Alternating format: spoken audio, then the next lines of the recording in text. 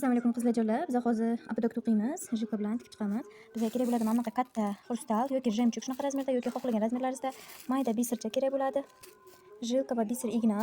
Men qizil rang qilaman. Shuning uchun abadokni xohlasangiz qorani o'zing qildirsangiz bilan polni qizil qilmoqchiman. Qizil lenta o'rashga. Lenta ikli. Mana abadokni o'rab oldim. O'raganimni ko'rsatmadim, chunki hamma biladi. Mana endi mana bisir igna bilan jilkani o'tkazib oldim.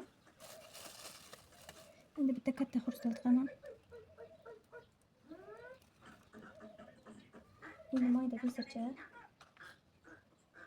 Mana bisirchani tiqaman. Endi bisir turadi. Bisirni tagidan, bisir o'tmaydi, bisir tagidan qaytarib o'tkazib, o'tqanidan chiqaramiz.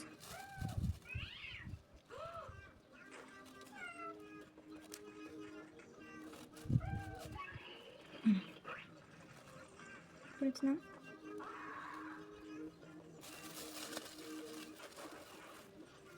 Xohlagan ranglaringiz, xohlasalar jemchug, xohlasalar suz xohlasalar mana bisirdan olamiz.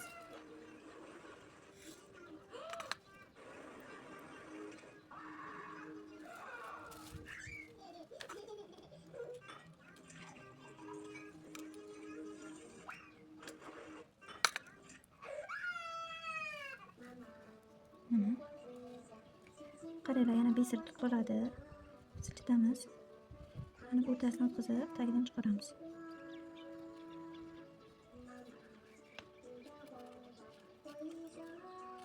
Mana. Shunaqa qilib har joydan qilib ko'taramiz.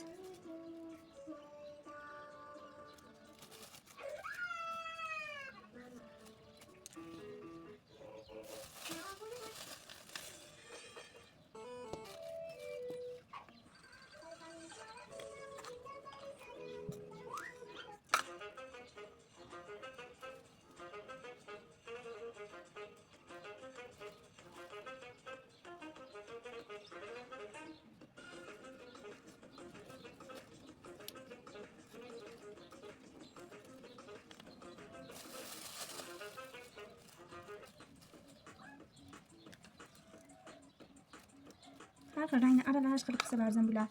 Men buni o'zimga qizil kiyimlarimga moslab qilaman. Kelinchaklar, yosh qizlar, umuman yosh tanlamaydigan abadok bu. Hatto yosh katta ayollar ham topsa bo'ladi bemalol, chunki nejnigina ham sochga zich turadi. Undan keyin yozda hech kim cho'lka tasholmaydi.